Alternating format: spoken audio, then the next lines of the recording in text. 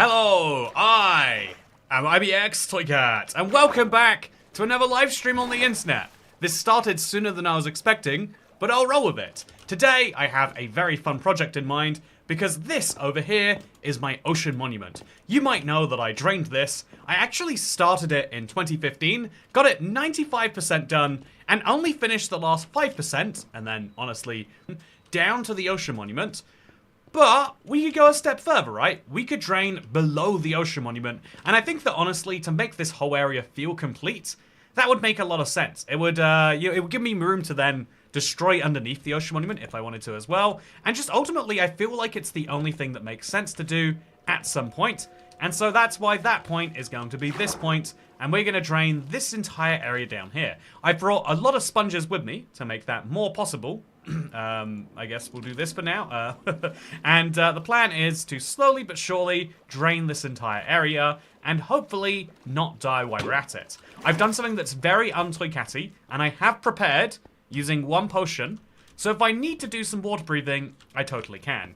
But yeah, this is the project to make the entire underneath the ocean monument feel a bit better, because I have done a little bit of this already, and I think it's made a nice difference. So this is the ocean monument going around the edges. This is naturally how it carves out the terrain, by the way. It's not how I've decided to cut it. But when we get to this side, you can see that, like, oh yeah, it's going underneath here actually does make for a really nice little improvement, if you ask me.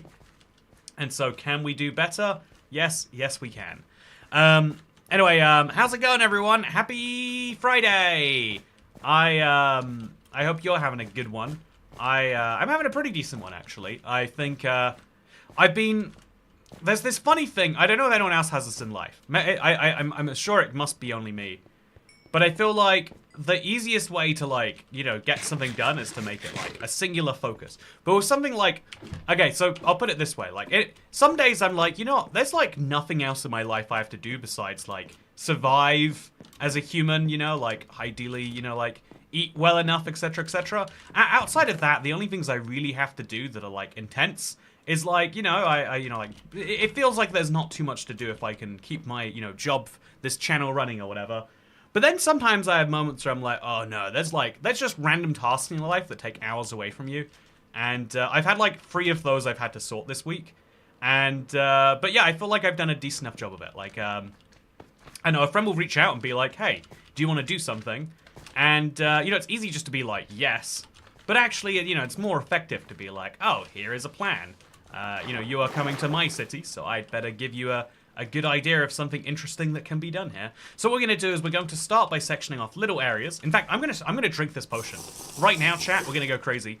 We're going to take this little section here, and we're going to build up walls so that we can move these walls further forward. In fact, we can do this as many times as we have the sand blocks, with the hopeful end goal being that we should be able to drain the area effectively. So everyone, how's it going? Yeah, I've made a decent amount of progress on just, like, those random tasks that show up every now and then. I think one word for it is, like, life admin, but then, you know, like, there's just stuff that needs to be done for the rest of your life to work.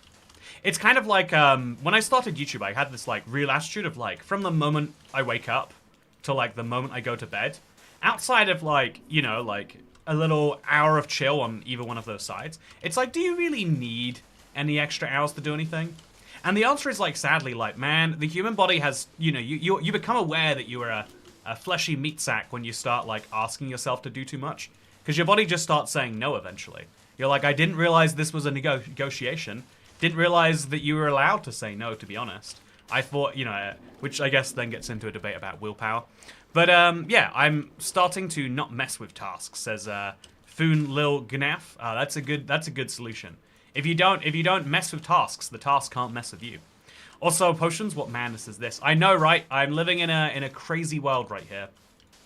But speaking of living in a crazy world, I really am excited to see this project done. It should be the shortest part of this, but I felt that about every part so far, so I won't keep my yeah, I won't be too locked in on that idea, but it is still very cool to imagine. So now we can remove the sand here, except, oh, if we do that, the water will flow in, but it's fine. We're going to make another little section over here. Or honestly, we could probably, if we tried hard enough, we could just drain... We probably don't even need these little subsection walls. So I bet for this last section over here, we could just put that wall all the way over here, and it'll be fine. So life admin's making sure I'm medicated. I keep falling for it. I miss a few days occasionally. Yeah, that's an interesting example actually of like, I think the version of that everyone deals with is like health and fitness. They are like the easiest ways to deal with your body's like food needs, for example, is usually unhealthy. I think when you feel like you don't have enough time to eat, I think your body eats more, which is like a really rational thing to do if you're in the wilderness, right?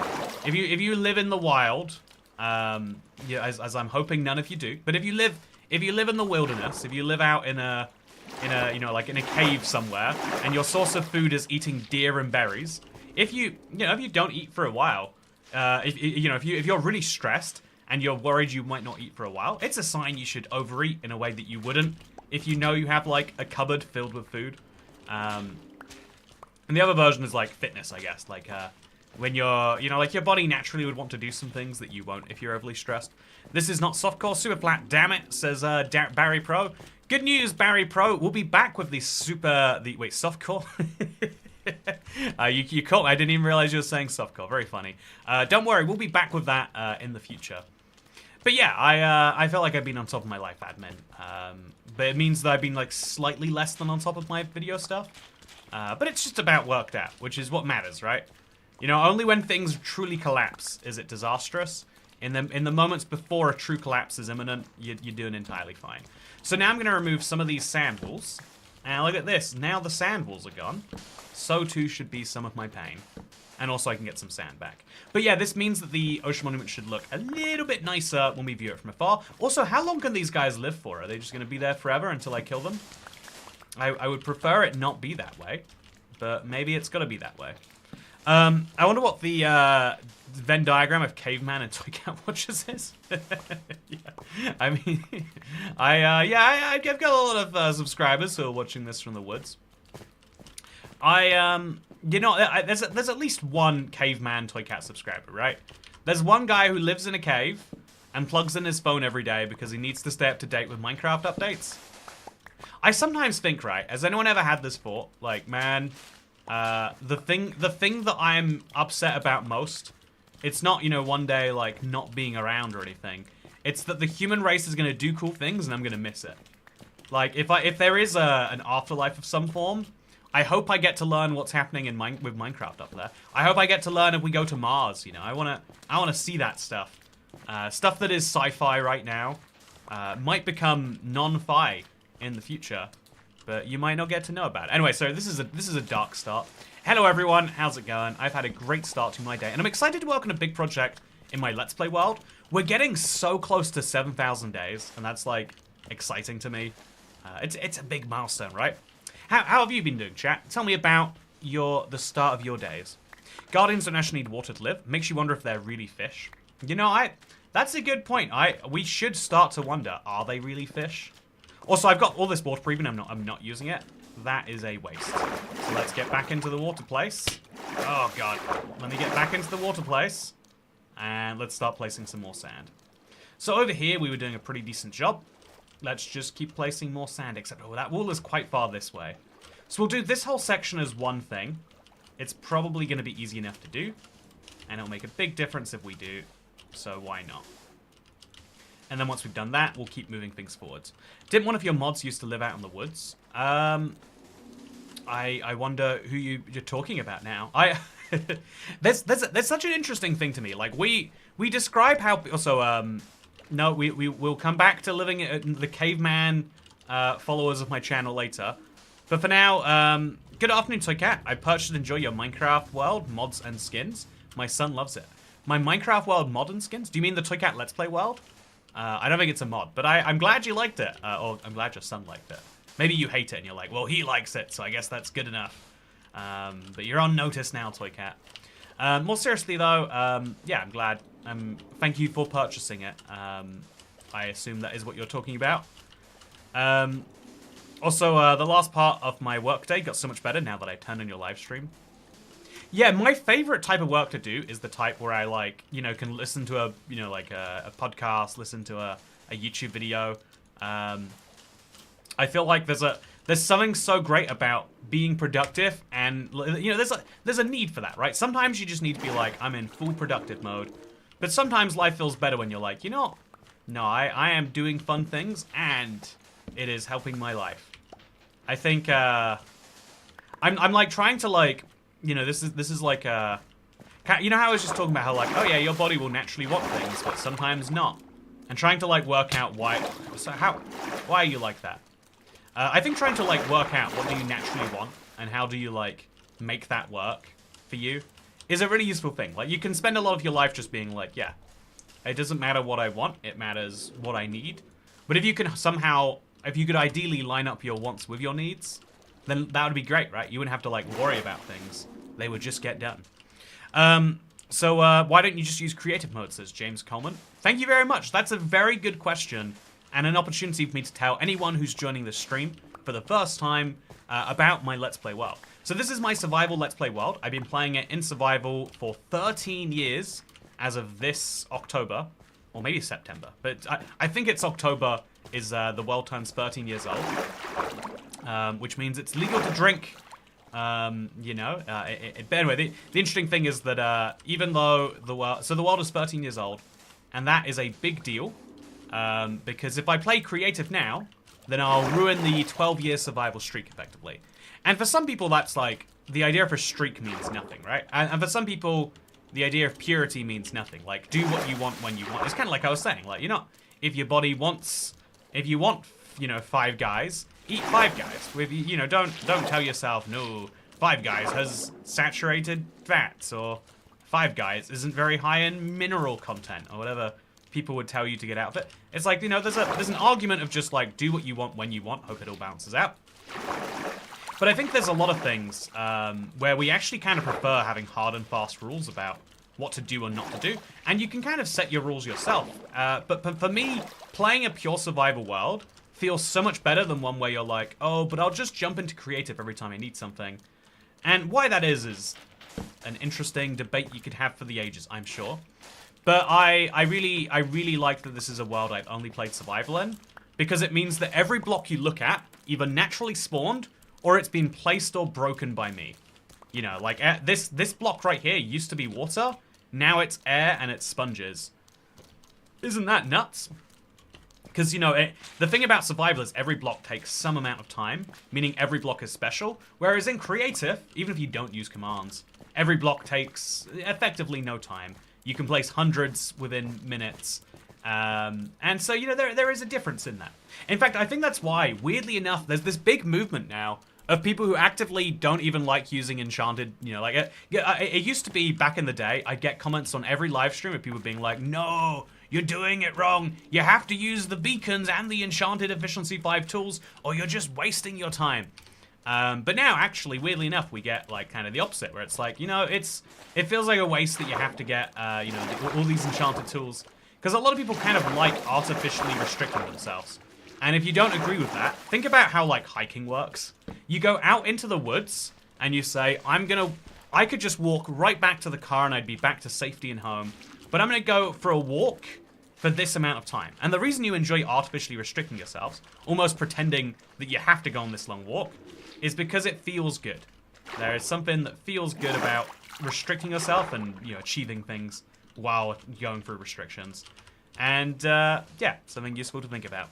I live near a 5 Guys. I will not listen to Toycat. I will always eat a lot when I watch these streams. Oh, you need 5 Guys right now. You know, I mean, right now might be a stretch. Although if you live near it, maybe right now is the right time.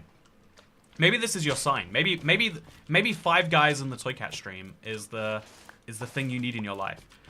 But yeah, I 100% cannot do what I want when I want. It would be very bad, says Jenny Nobody. You know, I would argue though, you are doing what you want when you want, and you know, this is a debate on the human condition. But like, are you doing what you want when you want, or are you specifically not doing what you want? Because I would argue, by specifically doing not what you want, you've made it what you want, and therefore you are still doing what you want. Outside of people who are locked in prison, or people who fear that they will be. To be fair, we do have laws in society, and even if you don't fear prison, you probably still think to yourself, even if you don't fear prison, you probably fear the social repercussions that come along with it. But, so in general, if it's like, man, I really want Five Guys right now, but I have no money, you can still eat Five Guys if you just threaten the employees, right? But that is bad, and so no matter how much you want Five Guys, what you want is Five Guys, but what you actually want is not to threaten a man at Five Guys for the Five Guys, right? And so in your life, you could do what you want whenever you wanted, but you probably are assuming it would create more issues than it would solve. And so that is what you want. Or is that like a different part of your brain rationalizing with the less rational part? You could, there's an interesting debate in there, I guess, isn't there? There's even an interesting thought of like, what do you mean when you like, you know, when we talk about like your thoughts and your feelings and all that stuff, we talk about you as if you're one unified sense of being, but like most psychology suggests that actually your brain is made up of lots of different parts. Like even just on the idea of like, well, yeah, you have an ego and you have like, it's not just one you. There's one brain, and so if you think of yourself as being a brain strapped to a body, but like, and there's also one body, and one soul, if you want to call it that. I think we do best when we think of ourselves as being one living being. But actually, all of your organs have different wants and needs that come together via the brain, and then your brain has two different hemispheres with all sorts of different functions.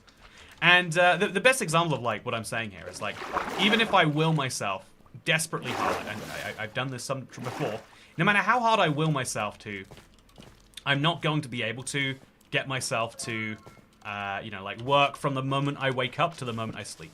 At some point, my body's going to say, nope, you are eating food now. And I feel like it's me making the decision, but it's not, right? If I've made the decision I'm going to do this, and then I go against that. But yeah, we're going into a really deep conversation about what it is to be in control of your own function and what free will even is at some point, which I'm not going to dive into, so instead I'll say thank you for the tip. I greatly admire cats. Man, I greatly admire cats too. They live a great life, right? You know, it's very rare you can look at a cat and say they don't look like they're having fun. But what did you just join to? I was talking about my long-term survival world, and I was having a good time while doing it. So, yeah, I took out the sun is glistening on your forehead beautifully. Oh yeah, wow, look at this. This is the look I want to have while I'm having this conversation. I am enlightened in the most literal sense of that word. And so that means you have to listen to what I'm saying, because enlightened people are smarter. It's just the truth. It's hard to say. Usually one side of my brain wants to chase dopamine, the other side wants to be productive, and then I set out and yeah, it sounds like you need a better, like, you know, it's like if you had two roommates living in an apartment.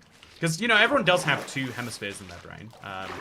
Left brain, right brain is, everyone understands the dichotomy, I think, at least. But, yeah, also, it's very slimy, it sounds like, out there. Oh, no, it's not slimy, it's these guysy. So I'm going to go back up to bed, because it's nighttime and probably is a good idea. And then in the morning, I'm going to try and get some sand back, because I don't have this thing on anymore. I don't have water breathing. So this is my best bet. Let's kill some guardians, and let's get out of here. I just had a thought, chat. I just had a thought right now because of the ocean monument. So you know how there's drowns spawning under the ground here, solely because this used to be an ocean monument. I mean, it's still an ocean monument right now, but even if you destroy the monument, the drown spawning would still be there, right? So here's my thought. Does that mean if you play the Water World Super Flat type, do you think that if you play... Also, Wandering Trader. I'm going to try and pick up another sand. If you play the Water World Flat type, will you randomly find Guardians at the same coordinates where you would find Ocean Monuments? Because does the game know that there's no Ocean Monument there? I would suspect it probably doesn't, and the coordinates are just lined up. That's my theory, at least. Also, I think water bottles for 1 emerald is such a good deal. Like, especially if you get free water bottles. But yeah, what we're going to do is not buy anything from you, and instead start breaking these piles. Because they exist for no good reason, and so we should get rid of them. Oh, what is this whole thing down here? Should we tunnel underneath this? We just have a pile of sand hanging out in the middle of nowhere? Yeah, these should definitely go. But what do I do in their place? I do not know. Okay, that looks like it's actually fairly well sorted. There's a slime cave. Ugh. The flashes are kind of distracting. Where are the flashes? Unless you're saying the flashes on my forehead. So it should be... Again, I really don't want to give away my location, so I'm going to be I'm going to be cautious about this. It's a specific quirk of a time of day, and it's a really funny reason. I want to tell you why it is, but I will dox myself if I explain why it is that there is sun on my head. But it should change every single... The annoying thing, because I can set up my... because the sun moves through the sky, I set up my background and everything so that everything like that doesn't affect it. I set up all my lights and everything. But because I have lighting on both sides of... I'm in an attic right now, so I've got light like that. It's great because it means I get light in here all hours of the day that there is light. But it means that it's inconsistent and it changes every day by a few degrees as the sun... Well, as we roll around the sun. And it's just one of those weird, annoying quirks that means I can't actually deal with it unless every day I adjust everything by a few degrees. Giant shiny building, probably. Perhaps the most famous giant shiny building in London. Perhaps you could say. But yeah, because it is such a giant shiny building. Yeah, it's a problem. Well, flats don't generate structures, so it doesn't generate the structure border, so I don't think they'd spawn. Yeah, right. So it doesn't generate the structure at all. I know that for a fact, right? But it might be that it's kind of like slime chunks, that there's just guardian chunks. Because I have guardians in places where I have no ocean monuments. Because the game thinks there's an ocean monument there, because it just checks the seed. So right here you can see I've got guardians and an ocean monument. But I've got multiple places in this world where there's no ocean monument, because I generated the chunks before ocean monuments existed. But still, despite that, I've ended up with some. Donate more money so we can cover his windows. Also, so Las Vegas, probably. You caught me. There are big buildings in Las Vegas. That is a factual statement. There's no lie in that. That's for sure. So now I'm going to take away my torches, which I kind of don't like doing, but I'll do it anyway. And I have such a hard time swimming up here. There we go. So it looks like I already started making a big wall through here. So let's continue that wall. And then let's try and make it a little box. And then let's... Oh god, I'm doing this terribly. And then let's work out a way out of this box. This looks great to me, and we'll kill some guardians while we're at this, right? If we've got some free time where we're just trying to regenerate oxygen, I think killing a guardian or two makes some sense. Yeah, it's wild how much area there is out here where they're probably going to spawn, but yeah. Also, so cats out themselves as living somewhere place where there's the sun. How do I put that into Google Maps? I know, right? No, I think some people take... It's a lesson you learn in life, that, like, some people, if you make it a challenge, will deliberately be like, which I kind of get. Like, there's something funny about, like, people being like, I don't want to share that, and then being like, aha, I have found out that information anyway, right? It's a cool way of, like, showing skill and all that stuff. But, yeah, it's one of those, like, on the internet, you have to be very cautious. Maybe there's a funny thing actually. Some YouTubers are really, really open about like where they live and stuff. They'll show like their front door and their address on, you know, like, and that's like a valid way to do things. But also, I think about sometimes the idea if it's probably like an old-fashioned idea, but it feels like it's probably true that like if you tell people where you live, and then you also tell people when you're on holiday because you're not posting videos. You are telling the internet, most of whom are innocent people, exactly when there is a abandoned house, and that feels like a bad idea. You know, I can't confirm it definitely is, but it feels like something you shouldn't do. But maybe I'm just too much for square. Honestly, I don't know anyone who's actually been burgled. The only people I've ever spoken to have been burgled. You know, like I have my suspicions. You know, it's like, you know, when I was like 6. I was very short. You know, my teachers told me if you eat sand, you know, you might get seriously sick. And I was like, no, I've never been seriously sick. I don't think I can die, to be totally honest with you. If I was gonna die, it would have happened by now. and so I ate the sand just to spite my teacher. But yeah, I feel like, you know, getting burgled. When does it happen? When I moved house, I looked at the area I'm in right now for crime rates. It's a stat the police put out. How many crimes are reported in your area? And I was like, oh, it's like medium low, which is like good for living in a city. It's medium low, and I was like, wait, I'll check up where I live right now, where I've been living for 5 years. I mentioned before where I used to live. I didn't lock my doors. I felt very safe, very comfortable. And I looked it up, and it's like, this is one of the highest burglary postcodes in the country. Like, on my street specifically. Like, you know, my street was divided into 2 postcodes. So you could see the crime data for my half of the street. And it was like, there are 3 burglaries every 6 months here. And I'm like, how do you go through that many? Like, how does a place get that? You know, it was like less than 100 houses. How do you have a 3% burglary rate? And then more importantly, if I didn't lock my door, how did that happen? And then I realized, you know, people probably burgle people they know. Do you know how like 90% of like terrible things happen, you know, from a family member or a friend or whatever? You know, there's always some awful stat like that. By the way, let's switch over to the Ocelot skin. Also, we live in an apartment, says Bob King. Yeah, I think if you live in an apartment, as long as you don't have like dodgy direct neighbors, I think you can feel so safe. That's my like thinking at least. My Vegas apartment had like a few car break-ins, which was weird because it was like I thought that was strange. It was the garage was or the car park. Oh, sorry, no, the parking structure.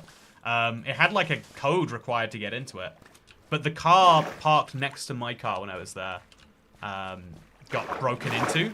Like there was just a bunch of glass. I was like, huh, I wonder why they decided that. Mine was a rental. Maybe they'd have gone in if it wasn't. But yeah, I've just come to conclude survivorship bias has now convinced me that there's no such thing as real crime except the ones that have happened to me. And so, you know, my phone has been stolen twice now. Therefore, phone snatching, very, very common crime. Whereas burglary, nah, doesn't really happen. I reckon there's just people who have a grudge for you and they steal your stuff while you're gone. Maybe burglaries only happen for insurance fraud reasons. Maybe that's it. But yeah, I've also been lucky enough to never have a car accident outside of that one sign that drove at me. So I feel pretty good about things. I'm very lucky, I guess. You know, if you want, you could call me, like, sheltered in this lucky way. It's like, yeah, that's great. I want to be sheltered some more, please. Don't we all want to be sheltered? You know, really, when you think about it? Is there anyone out there who specifically doesn't want to be sheltered? Okay, so let's now make another little section. I guess, like, over here. Yep, this looks simple enough to me. Grab all of this sand. I probably don't have enough. Okay, I do. And let's get out here. And oh, I didn't actually drain this section yet. So we're going to have to build this wall up. And we're going to just immediately place a sponge so we can get some air. Oh, my little window's going to have to go, chat. Oh, my window. I loved my window. But what else can I do? You can't have dodgy neighbors if you're the dodgy one. Also, Toy Cat Gardens can spawn if the underwater flat is a deep ocean biome, as those are the only biomes ocean monuments can spawn. Okay, that is interesting news, Ad and Sony. Aubrey, I will take that information, and I will. I could test using the custom superflat generator if they'll generate on that. I think that would be hugely interesting. I've been on such a superflat kick recently, chat. I spent 4.5 hours yesterday. Like yesterday I was like, I started the day and I was like, okay, I've got a little life admin. I've got to head up to Watford. It's the nearest town to city, maybe? City. Nearest place to London that is a real place that isn't London. So I had to head up to, like, you know, like an hour away by, like, slow train. So I went up there to go look at a vehicle. If you're curious, by the way, if you wanna hear my car odyssey, sadly not my Honda Odyssey, but if you wanna hear about my car odyssey a little more, I found one that looked pretty decent, and it was from a dealer that would take, specifically, not even just credit card, they take American Express. Which if you're not in the credit card game, American Express are the best because you know, if you're using a credit card for credit, you should just specifically get the lowest interest one, or specifically try not to use a credit card. That's my actual advice. Is for most people, maybe not a good idea. But I have an American Express card that gives you basically like 1.5% back when you spend on stuff. In the US, you get far greater than 1.5%, but that's a good card in the UK. And so I was like, wow, when you're spending like, you know, $4,000 on a car, getting 1.5% back, that's like £60 just free. Nice. So I found a place that accepted the card that I wanted to pay with. It also then comes with all the purchase protections and stuff. So if the car is faulty, I can just get my money back by forcibly taking it. It was going to be great. Everything was wonderful. But then I got there and the car wouldn't start. And they're like, dead battery. And I was like, okay, this is fine. Dead battery. That happens to cars, right? I don't think it's actually a bad sign necessarily. You know, by itself, it's not a bad sign.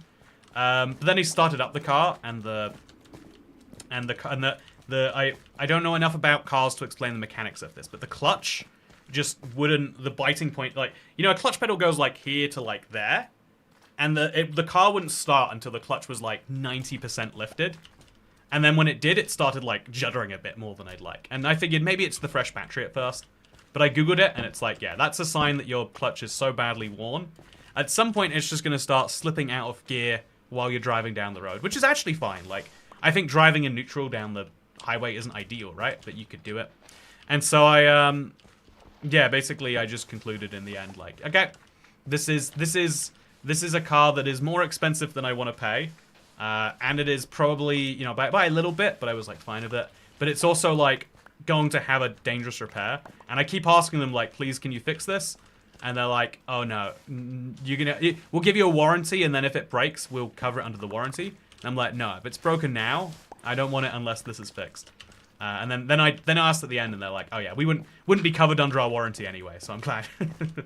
It was also like a dirty car, like, which is fine. You know, you can clean a dirty car. But, you know, you don't want to spend, you know, like a few £1,000s on something that then it's like filthy. Ideally, you know, if you had a choice. So, yeah, I glad you Googled it. I was scared when you said it was probably the battery that you bought it. Did it have the internal light on or something? No, I didn't have any internal lights on. But I don't think there is an internal light for the clutch light, right? Like, I've never seen it, at least, if there is one. So yeah, I saw it. You know, I kind of like expected that was a possibility. Kind of sucks to spend an hour going out there. But I was then like, oh, well, I'm here anyway. Rather than making this a 2-hour trip for nothing, let's see the sights of Watford, which is something no one has ever said seriously, like I just did. But, so I went to go and see the sights of Watford. And, you know, very nice little spot. And then, you know, pretty well connected to London, too, because it's so close. Very, very lovely. But, yeah, the clutch is worn out. Okay, so I'm glad that you're confirming what I read online. I'm feeling a little bit less crazy now.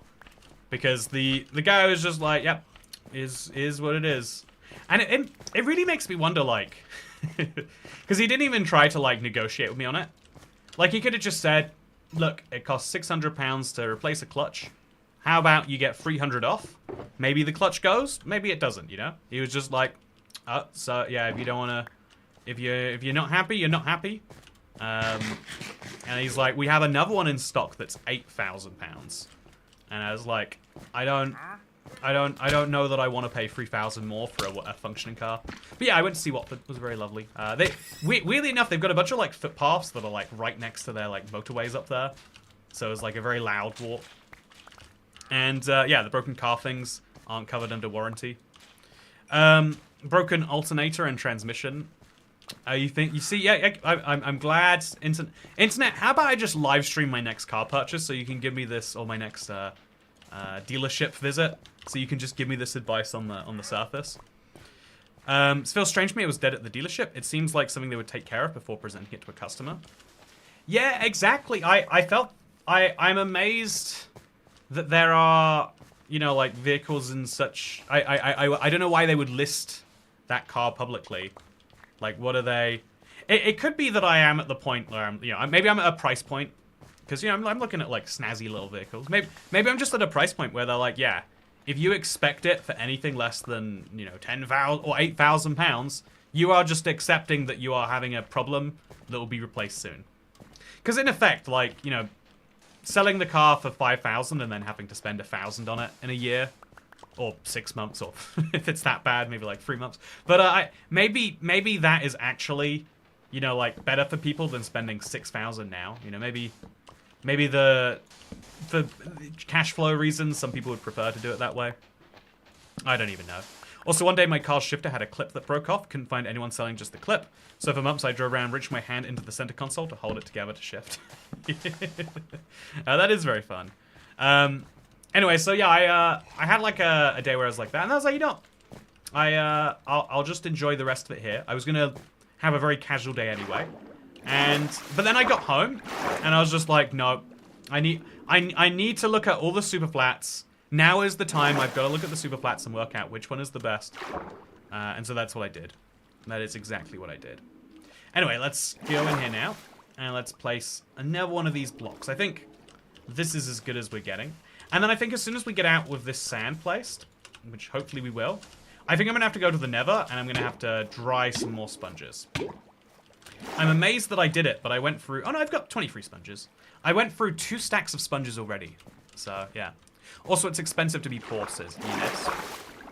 Yeah, I think that is the... I think that's one of the most true... Like, one of the easiest things to do to get yourself out of the spiral is to stop thinking about money and cash flow.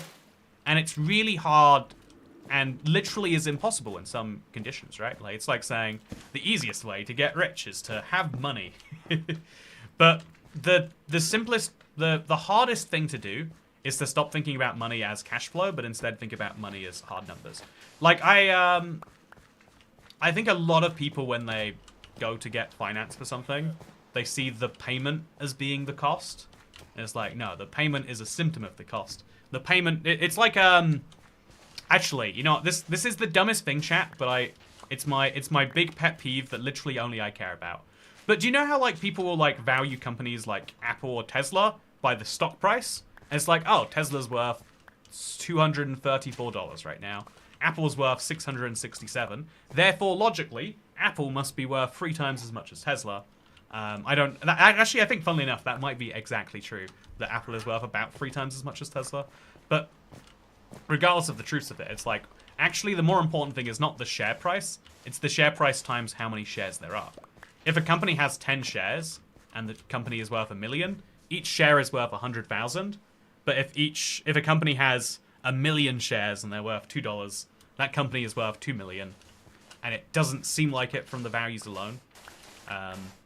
Anyway, I think understanding that shares are like a partial part of a company is like one of the most useful ways to understand why they have value, or why, you know, like, why they go up and down even, like, because I feel like genuinely, even in, I took business lessons, chat. I had a business teacher, not like regular business lessons. Like, I went to a school that specialized in business, I think. But I went on like a super extra business course where I mentioned before, I took a whole day out of my week just to go and study business. I don't think I learned anything of value, but at one point, my teacher of like super business, right? You know, he's here to turn me into a you know, a spreadsheet machine or whatever it is you actually do at a business job.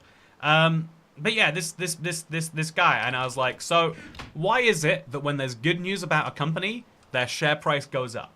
I literally just wanted to know that. I was like, I can understand why a share price goes up when a company is doing well.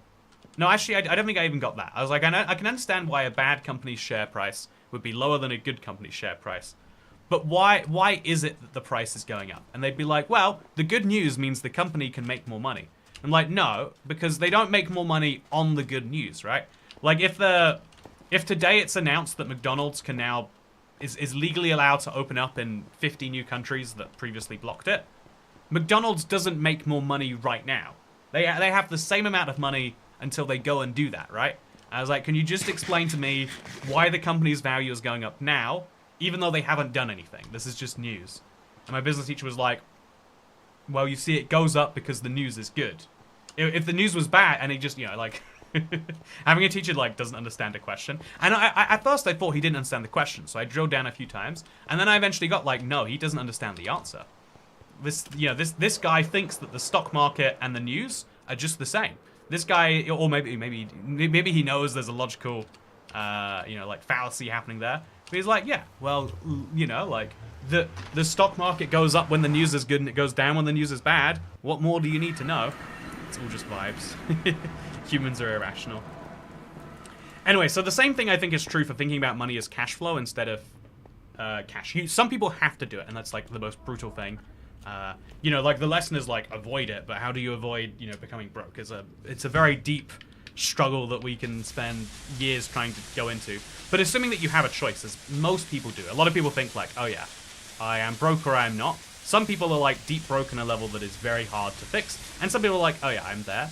But the simplest thing to like understand money better is to realize that, like if you're spending $200 a month for 12 months, that is worse than spending $2,000 now. There's a few things that are like really brutal about that. If you pay I don't know how it works where you live, but in the UK, if you pay insurance, car, house, whatever, monthly instead of yearly, you don't actually pay monthly. They take out a loan on your behalf and you pay like 12% interest, so you can pay it monthly. And so, like it's way better for your financial, like if you think about it logically this way, right? Let's say you have £700 saved for a holiday, and then your insurance costs £700 for the year. Emotionally, it feels so much better to be like, I'll just pay monthly, and that way I can keep my holiday money. But if you could instead, because paying monthly actually costs you £800, you're worse off at the end of the year. Also, I am missing some sponges. I don't know where they went, but I am missing a lot of sponges. glad I noticed. I had just been coming through the nether. I'm still missing too many sponges. How do I only have 3 stacks? I'm sure it's fine. Work 1 hour, please don't. I'm trying to learn English and my notes are high enough that I don't feel like I made any progress. Your streams and videos really do help me. What are your notes? Your notes are high enough on learning English? Trigger Bland Mac? What does that mean? Stacy Taylor says, can you not hire someone like the AA or the RSC or similar to inspect the car before you buy it? I actually do think, I think there are some cars, like, that is a thing you can do. I think it costs, from my brief Googling, it costs £99. So you have to be very sure that if they say yes, it's good, and if no. But even then, you're adding a bit of, like, you're making a gamble, right?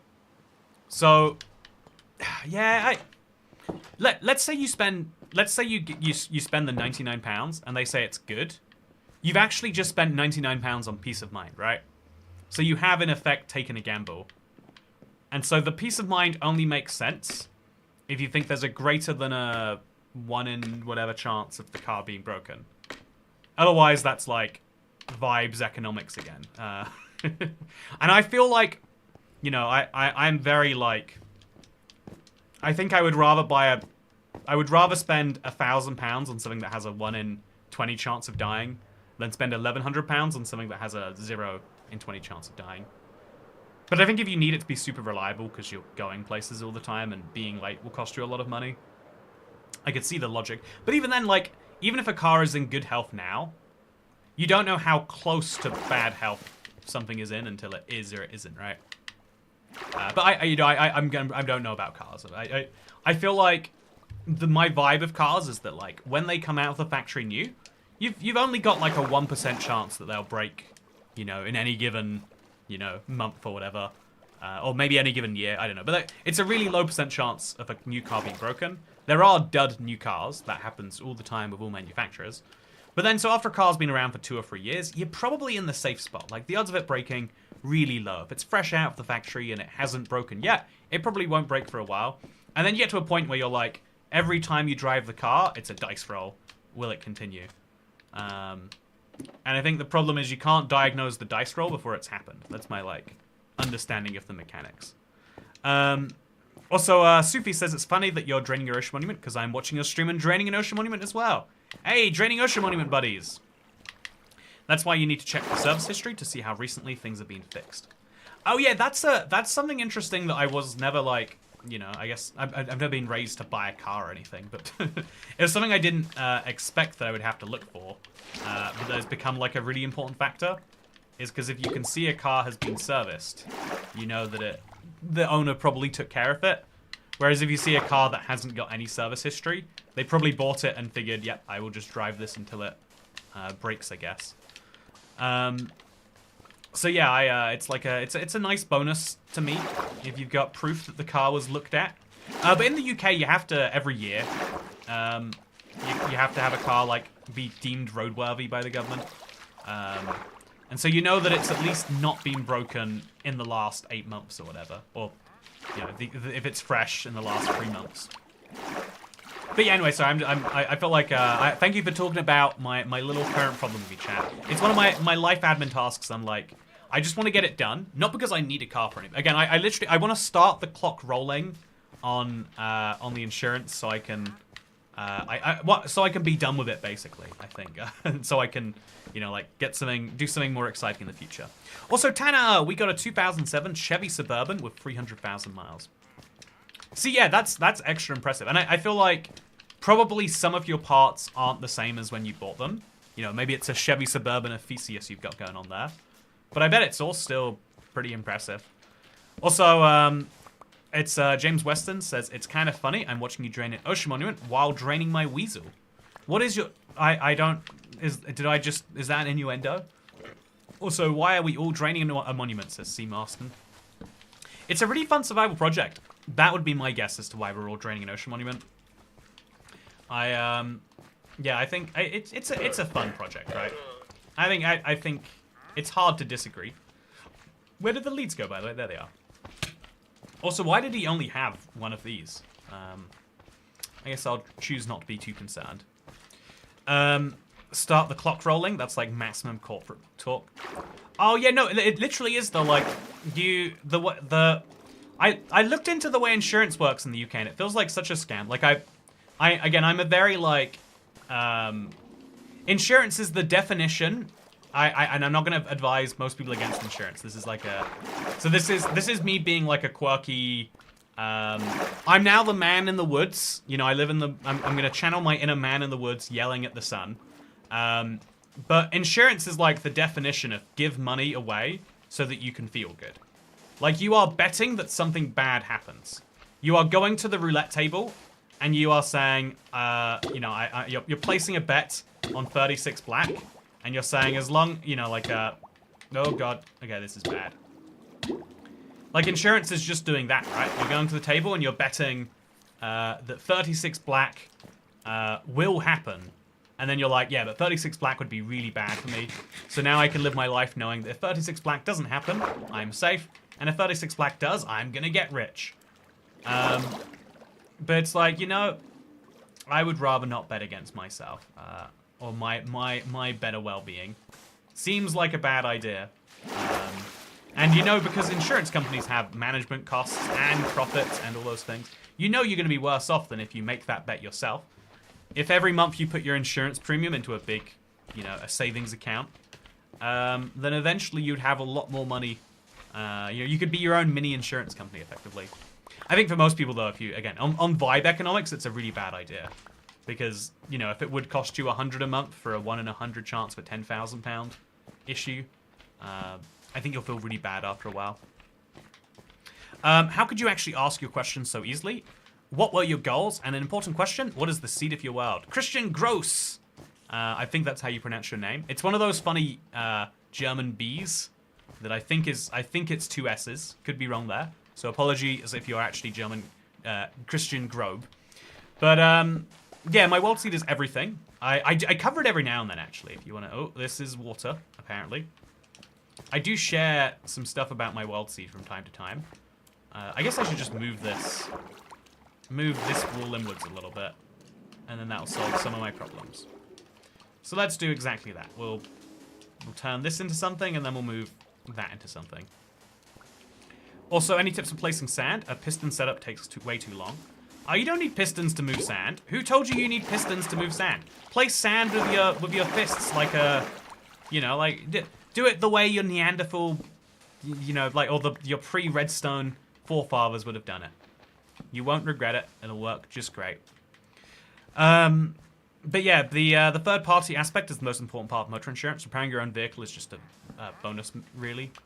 Even then, I don't know what the solution would be. I learned today, again, so this is how you know I've become a crazy caveman yelling at the clouds chat. I learned today, because I was just trying to find out something simple about, again, so effectively one of the reasons I want this car is for car insurance. As weird as that is to say out loud.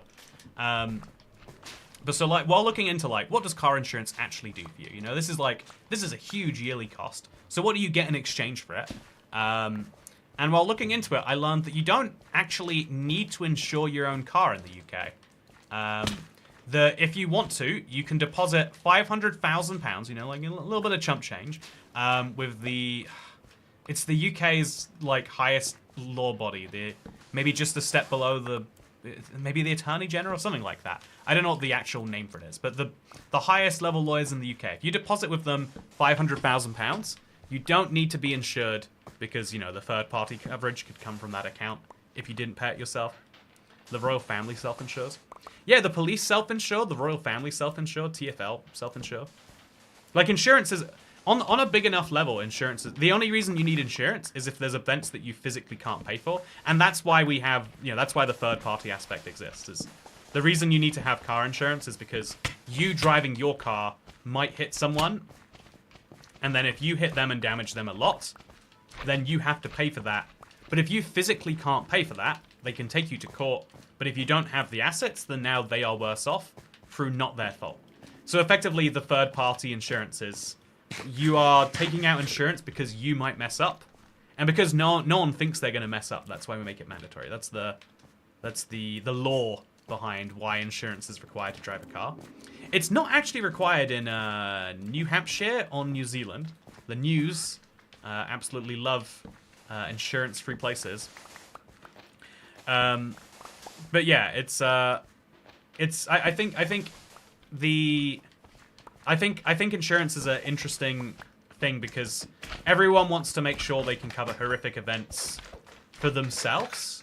But who's like, you know, like the hypothetical of like, if you could drive around without car insurance and you didn't have, let's just say you had £1,000 in cash total or assets total and £1,000 car, then if you crash into something and cause £100,000 of damage, you owe £100,000, but you go bankrupt and now it's not your problem. It's the interesting reason why I think on just a basic financial level, like health insurance doesn't really work, right? Like you have to make health insurance mandatory, because otherwise you can say, and you know, like, or at least in a humane country, which is again a lot of people criticize the US, but if you go to the US without any money and you get life-threateningly treated, injured, they have to take you up to at least, you know, they have to stabilize you, right? There are laws that require that. And so if you don't have health insurance, they'll bill you $100,000. And that's, you know, that's a horror story in itself. But the really interesting thing is they'll bill you $100,000. Maybe they'll cost themselves, let's say, $50,000. And then they have a 0% chance of getting that money back if you don't have $50,000. And statistically, we know the average savings is like I want to say the fun fact everyone always quotes is like, if you have $1, you are in the top 50% by wealth, because a lot of people have more debt than assets, and so as a result, it's like, yeah, there's an externality there that just kind of doesn't work. Like why would you ever pay for health insurance to cover the hospital? Because it's kind of what you're doing, right? There are some things you're covering for yourself, but really you're just making sure the hospital gets paid. And why are you so bothered about the hospital having a disastrous £100,000 loss? A lot of people don't even pay back their medical bills. Yeah, exactly. Low. It's one of the weird quirks of the system. I think the real inhumanity would be if you didn't have medical insurance and then you really needed like preventative care. And then that's when it costs everyone money. Let's say the only reason that you have this $100,000, dollar hospital bill is because, you should have been, you start, bleeding in your stools. By the way, really bad sign if you do regularly. But if you start bleeding in your stools, and then you think to yourself, I would go to a hospital But they say it's 1,000 for the consultation, and I don't have health insurance, so I just won't. And then you get really bad stomach cancer. And during the process of trying, of saving your life, it costs them 100,000. But it could have cost them 1,000 if they'd just spotted it early. That's a case where like everyone is a loser. You're disastrously out. The hospital's disastrously out. Society is out because you presumably can't work while you're dying. Anyway, I think there's an interesting. There's a really if you wanted to get like really financial spooky kleptocracy on this, you could make a really decent argument that like you could go outside right now. You could if I'm accidentally on the street, or let's say I'm paying attention to my phone and I walk into the street and I cause a car driver to swerve around me and hit someone else, or like if I'm walking down the street and I bump into someone and they fall over and break their bones and now they're out, and they happen to be a highly paid lawyer, so they're out like hundreds of thousands. You can make an argument that by being in society, there is an inherent risk that you are creating. But we only seem to accept that it's like true when you get in a car. When you're in a car, you have to be responsible. Outside of a car, do what you want, I guess. Also, to be fair, on a large scale, the example being Canada, when the medical professional's not paid, they will move elsewhere to get paid more, leaving less healthcare options locally. So, Hannah Joyce, I think this is the hard discussion that no one is willing to have. And I honestly, I'm not willing to have it. Even as someone who's like a proponent of let's have a hard discussion, I don't know what the answer is. Is if you, in the early days of, the UK and Canada and Australia, but in the early days of these healthcare systems being nationalized, we nationalized it and we said, okay, we're going to pay you the same rate you were getting paid privately, but now the government's paying it. Sorted. Then like a few decades pass, and you realize that because people are working, like they're doing good and they're working for the government, you can slowly, like not even decrease their wages, but pay them slightly less than maybe they would be making otherwise, because there's no profits after all. It's a cost now, not a profit. And so I think Canada deals with this. The UK deals with this. I think a lot of countries deal with this to some extent. But if you are a doctor and you train in the UK, there is no good reason for you to stay here. You are going to make less money because that is a part of the social contract here. But there's no social contract that says you're not allowed to just move and go seek better work elsewhere. And so a lot of people just do that. What do you do about that, though? That's like, is the answer like, I think a lot of people feel like it is a very expensive service as it is. Should we just make, the worst thing you can spend as a government if you're like being elected on promising unicorn tiers and everything else is like salaries. Because salaries, if you doubled the salary of every single teacher and nurse right now, no one's education or schooling would get double as good, right? If we maybe make a stretch, we can say they'd get less stressed, so they'd be 10% better at their job. But you'd be like doubling your costs, but not doubling your benefits. And so what is the solution to that? The answer is it's a really hard one, and I don't know. And it sucks because, for healthcare, it's like, nurses are some of the people who, I think doctors too, if I'm being honest. But I think doctors can still do decently well, just not as decently. But for nurses, it's like, yeah, you are doing some of the hardest, most important work. But the economics says that borderline nothing is the ideal salary. Ryan Does Stuff says we've lost 3 people at our game development company to companies from the US too. Yeah, it's so anyone that I've ever like spoken to indirectly in programming is like, yeah, the US is always there, and you have to really as a country like culturally, if you consider that it's not just like nurses, right? It's the whole. So I think like healthcare people don't always move to the US. By the way, I think Australia pays quite well. I imagine there's a fair few other countries, maybe in the Middle East, Switzerland, that might pay you very well to move there. But I think one of the interesting struggles in that is that if you think about the fact that it's true for every other job too. So for example, game developers. one of the ways that you can keep game developers in your country. One of the guys I know at 4J, one of my favorite guys at 4J. I'll say that out loud. One of my favorite guys at 4J is he moved from California to go to Scotland. He did the reverse of the common thing,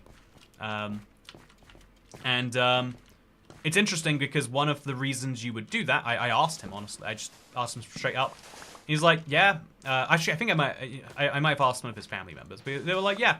I love the lack of school shootings here. I love the the healthcare. You look after people, and it's like, so one of the ways that you can retain people is by being like, yeah, and we have healthcare, and it's free or whatever. But if it gets more expensive, well, because taxes are paid for by people, right? Like, if it gets more expensive, then it stops feeling free. And so you've got, like, as a country, a lot of, like, push and pull things on each other. And it's easier not to ask the questions and instead say, nah, it works great and I'm happier with that way. So prior to emergency, x-rays are given. I got pissed off at the doc, got up off the bed in an emergency and walked out. One of the things I don't get is the idea of, like, there are some times where a hospital will, like, keep you there. Not against your will, but, like, more or less against your will. I think, there is, like, a real, like, a question of, like, your autonomy. Are you allowed to be kept somewhere against your will if it costs you money? That's different to, if it doesn't, right? Isn't that crazy that they can be like, yeah, you're paying for an x-ray because we think you need one?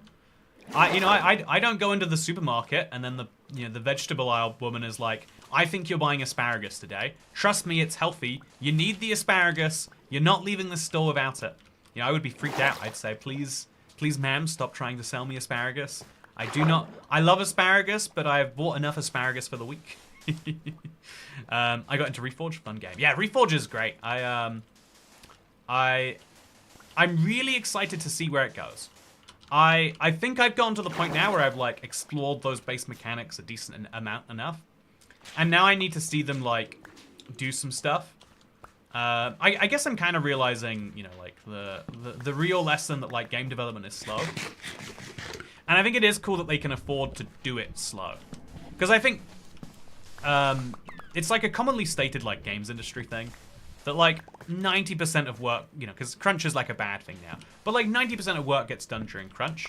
Because, especially when you're in, like, an artistic industry, let's be honest, you could argue what I am making in my Let's Play world, or even what I'm making right now by sharing this with you, is this a form of art, chat?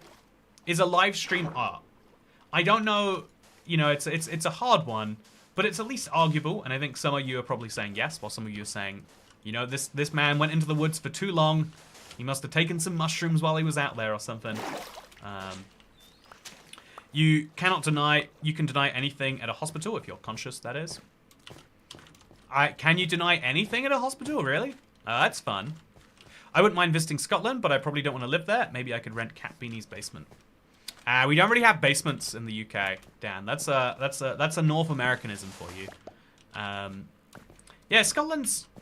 I think if you ever, like, this is my genuine.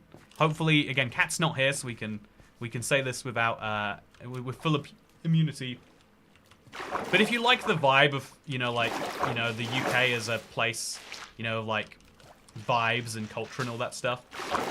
If you like the idea of the UK, and you want it, like, more extreme, I think Scotland will do that for you. I think it's, like, it's very castle-y and very, it's you're fairy tale-esque or whatever. Feels more like Harry Potter in it. So, yeah, I once had a bill. I tried to get finance help, and after being held at the hospital, mostly against my will, I was told I needed to ask for financial assistance at the time of admission. I was thinking about this one also. So there's a lot of I think it's not always just true of government service, but there's a lot of services where they're like, yeah, so we want to seem really good by saying that we are, we're willing to help those who are in the most need. But it's also like, you might have heard of the Globe Theatre. It's the theatre that Shakespeare at one point performed at in London. So the Globe Theatre makes a big deal of how when Shakespeare performed, it was for the working classes, It was meant to be cheap and affordable and all that stuff. They make a big deal of this on their website, and they're like, and that's why we do maybe it's £1, maybe it's £5, but they do £5 theatre tickets, and it's really, really good of them to do this. Also, wifey text, please do your Valley Girl accent. I can't do a Valley Girl. Oh my God, I'm from like California, and that's why I live in Scotland now. Scotland has a much better understanding of like human rights and things. There we go. That's me combining a character with that. You're welcome. No, so like the Shakespeare Globe Theatre make a big deal about how they're like super affordable. They've got these £5 tickets. And so I've tried to book these £5 tickets that are there, you know, for the working man, whether I'm a working man or not is for debate, I guess. But I try to buy these tickets quite regularly, and they're like, yep, they're sold out. And so I looked into it, because I was like, it's weird that they make such a big deal of offering these £5 tickets to be for the, and it's like, oh yeah, they're available for 10 tickets per show, and they're all sold on like the first Monday of every month. And it's like, yeah, technically speaking, you know, there is someone in your show that bought their ticket for £5, but all the rest will be, you know, £25, please. I feel like there's some like, there's something strange about that just doesn't sit well with me. The idea of like, yeah, making a big deal out, and that's the same with like the grant you're talking about. Like, oh yeah, we offer financial assistance, but you have to apply in a very particular way that if you don't do, we're going to act like it's your fault, and now we don't have to feel bad about not giving it to you, because it would have been available if you'd have just known. I think one of my least favorite, like, it's one of the easiest ways to, like, be cheap, but my least favorite, like, thing that, like, institutions do is be like, oh, yeah, we have a really good deal that you can only get if you happen to know about the deal already. In effect, screwing over people who don't have people to tell them about it. Because I think a lot of the world basically works on the system of like, yeah, if you don't know people, you are going to have a worse time at this. One of the biggest examples of that is if you want to get ID, you have to get your photograph confirmed by someone who is in a professional field. And so if you have like a lawyer in your family that's not direct family, great. Or if you've got a family, or they at least, even if they're not eligible themselves, if your mother is a lawyer, she can speak to one of her lawyer friends or whatever. But if you don't, you have to pay your doctor, because he's, you know, not getting paid enough by the government, apparently. You have to pay your doctor, like, £50, and then he'll do it for you, I guess. And it's like, well, that's an expensive way to not have lawyers in your family. Yeah, I zesty Toy Cat before GTA 6. Oh, yeah, I'm excited to play GTA 6. I just want to drive around, stop at all the lights, have a good time. I don't want to do any of the story. Every time I get wrapped into a GTA story, I'm like, what was I doing here? This wasn't what I came into the game for. It's going to be great. Isn't the Peanut Gallery originate from the Globe and its cheap floor tickets? Yeah, it does. They didn't want to be criticized for it. It's like if I say, you know, I know that some people can't afford Minecraft maps, so I'm making Toy Cat's Let's Play World available for free. Specifically, though, free from 3 to 5 p.m. on Monday, the 12th of May. Oh, Monday is the 12th of May. Wow, wait. If it's the 9th today, yeah, Monday is the 12th. Anyway, yeah, I think I'm very frank and honest about how we do things here. Which is maybe one of my big flaws. You know, they should have taught me this in business school, that sometimes you can make more money by being compassionate, even if the compassion is fake. You know, like I used to think, like, you know, like some YouTubers do like air quotes charity streams, and it's like, you know, it's there's something about it that feels a bit like, but like why? What is the game here? You know, like and you know, like for some people it's like, yeah, just want to do something great. But it's like, the smart move is to do certain types of charity, you know, to raise, I think so, it's smart to do like certain types of charity, because then you are making yourself, you're buying image effectively. Which is a whole complicated thing by itself, because doing charity, you know, when people are looking at you, is still charity. You know, someone is still benefiting. It just becomes messy by itself. Also, Yeah, I think that so you're actually gonna make it free, says Game Guy? No. No, if you actually want to get the Toy Cat Let's Play World for free, I have actually this is how I've done it. I've put out the earlier versions. I was under the again, I had heard this from sources in the marketplace that you can't they didn't want you releasing things on the marketplace that existed outside the marketplace. They've changed these rules now. And so what I did as my sneaky way around it that's now entirely allowed is all of my old download. I put up old downloads of the Let's Play World from before it went on the marketplace, and you can check those out. If you know how to deal with Xbox 360 saves, you can get those. Otherwise, I have, I think, a Bedrock save from 2018, and they're publicly available. If you want them, you can have them. With the idea being that the service, the Let's Play World gets an update every year. If you want to get the latest copy, yeah, you throw a few dollars my way.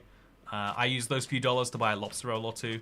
I use those lobster rolls to play more Minecraft, and then I play more Minecraft so that the world can be updated. Also, yeah, stream fundraisers only bother me if they encourage paid memberships / subscriptions, and or have you donate directly to them. Yeah, I think donating directly for a fundraiser is a complicated one. Yeah, but I mean, you definitely feel better giving straight to the cause, and I'm sure there are places that let you do that. I was trying to think is there a good reason? Maybe there is just no good reason, and we should all be skeptical all of the time. Okay, so I'm gonna go dry my sponges and get rid of this sand. I've got too much sand. We need to fix that, so let's go fix that. I would much rather support your lobster roll habit. Yeah, tell me if I'm crazy, but that's genuinely how I feel about creators I support. I'm like, I'm not here to support your philanthropic ventures. I want to give you money because you made a cool thing. I feel, am I meant to feel that way? Should I feel bad about that? Is that me being a monster? That I think actually, I feel like, you, in the same way, I feel like you paying your chat right now, if you're watching this, the same reason I always talk about, there was a funny epidemic, when tipping first started on streams, where people would say, most of them jokingly, because they saw my reaction, but a lot of people would be like, yep, got my mother's credit card, don't worry, I got your money, Toy Cat. I was like, no, if you don't have the money for this, if you're on the edge about this right now, don't do it. At some point, you'll be more financially secure. If you're the type of, if I hopefully, give a finance lesson or two that helps you be a little bit more in there. But at some point in your life, you'll be doing great. If that point's not right now, I genuinely am better off without your money. I want you to be good. Even if I'm just a basic investment level. If you are better off in the future, if you take this $10, use it to make sure that you're less financially insecure, then you'll get a little bit better sleep tonight. You'll do your job a little better tomorrow. Then you get a pay rise, and then you give me 10% of that pay rise. You know what it equates to? It's just smart financial sense. And I like the idea of mutually beneficial things. I think this is the biggest sign I have trust issues, chat. But I think it's also a really healthy thing for society. If you know someone, you can just trust that they're doing nice things for you. It's hard to learn that. The strangest thing, chat, was with other people's parents being nice to you. I'd be like, why are you being nice to me? I'm not even, I'm not I hope you know that this isn't ever gonna pay dividends for you. I'm not gonna be at your family dinner in 20 years being like, thank you for that nice thing you did. Yeah, I feel, I kind of felt the same about so I'm gonna fill this with sand because I need a sandy shulker box. Thank God it does in fact fill with sand. Then I'll combine these together and I'll go dry my wet sponges, and then we'll be good. Equals more future Toy Cat tax. Exactly. Also, I remember the knee guard tip. Oh no, why did you just... Do you want to hear a little bit of spicy drama from my personal life? Assuming that you're thinking of the same one, I think that tip caused me huge issues in my personal life. I think I had I think it's like the biggest argument I've ever had with a partner happened because of that stupid tip. I think yeah, why would you say it? Why would you say it? Anyway, yeah, so people did the silly thing, right? Being so transactional sounds exhausting. No. So hear me out here, right? I'm not gonna. I'll come back to this, but I think that if you know someone, you can trust that they like you, and you can trust that they want to do good things for you. And even if you want to be transactional, you can say so that they can get something nice from you in the future. It's not what they're thinking, but you can think that, and it works, right? It's fine. It will get the job done. But if you don't know someone, if there is a professional, let's say, like a real estate agent or a car dealer, or if there's someone you've just met for the first time now, I think it's way better. Like, if you need to trust someone you've just met on the street, the best way to make that trust work is to make sure that both of you understand that you being good to each other is mutually beneficial. And even though I hope that you don't need to treat me like a stranger on the street or like a weed dealer, I think that it's easy to not quite know when someone's moved up into trust. I think that it's easy to trust people too quickly and get in some issues that way. But yeah, I think that I think if you're a little transactional about certain things like that, it means you can feel a lot better rather than worrying like, you know, why is this guy doing this right now? And so the easiest thing about that is like try to make things mutually beneficial. That is to say, you know, like rather than saying to, I don't know, what's a weird example of this? I think that an interesting example might be like, you know, you're getting your hair cut. Let's just say. Also, you can trust me. Toycat says Griff Pollard. I'll try my best to trust you, Griff Pollard. I'll try my best. Also, look at it. Look at it. It's so drained out now. It's feeling pretty great, I would say. But yeah, I think just as an example here. So let's say you're getting your hair cut. Once the haircut place has a price, you know, £20 or whatever, and you have a service you need, getting your hair cut. But what you want is not just your haircut, you want it cut good, right? But what is a good or a bad haircut is kind of subjective. And so you want a situation where your haircut guy wants to cut your hair well. Now, the easiest way to ensure this is like the review system that exists, you know, Google reviews and all that stuff. If the haircut man starts cutting hair poorly, people will start leaving reviews and he'll have a bad review score. And now fewer customers will come his way in the future. That's an example of like adding transactionality, which works well either way. If he cuts your hair well, you'll leave a good review and you'll say, wow, people should go to this haircutting man. He cuts hair so good. I've never seen someone cut hair as well as this man did. I think you could also make an argument that the tipping system was built to work that way too. I could tip my hairdresser and say, you did a great job. You didn't just earn your pay, you earned your pay plus £5. And he'd be like, yeah, I did great. He would know he did good and he'd think, next time I want to do good again so I can get that £5 again. Or I just want to do good all the time because then some people might give me £5 extra. You can thrust me, Toycat, says Sean Skeeter Sullivan. Yeah, what's the tip? Says Ular Identity Productions. So there was a tip. Someone, so you know, like the prank of like someone being like, they'll make their name Seymour Butts, and you were like, haha, it's made it sound like I wanted to see more butts. Those got a little bit insidious at some point, like 5 or 6 years ago. And one of them, if you say it out loud in just the wrong tone, makes it sound like you've said a horrible slur. And some people, including, and I'm genuinely like getting like flashbacks in like the bad way.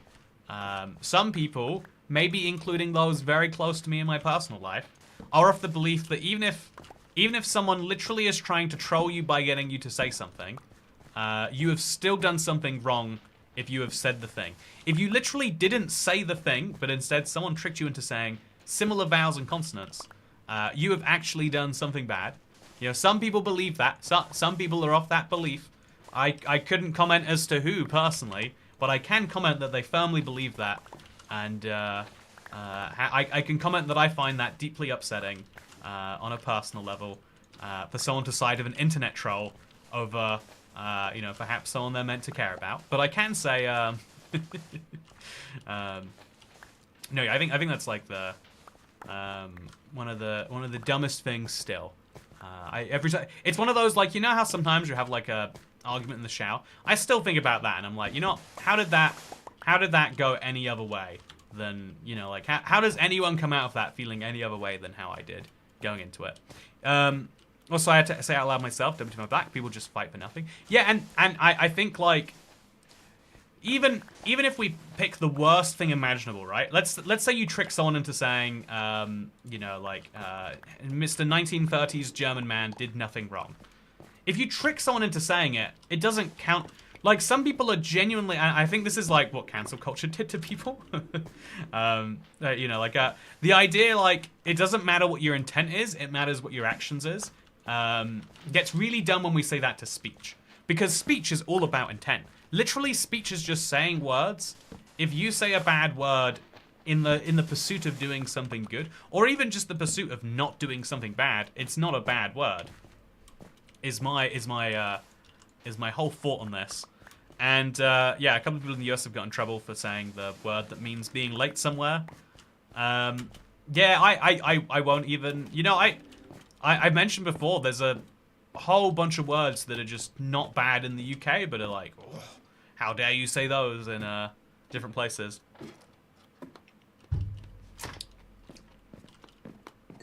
Never forget that a girl got mad at the word black on Spanish. In Spanish. Good news is, he's not going to come down here.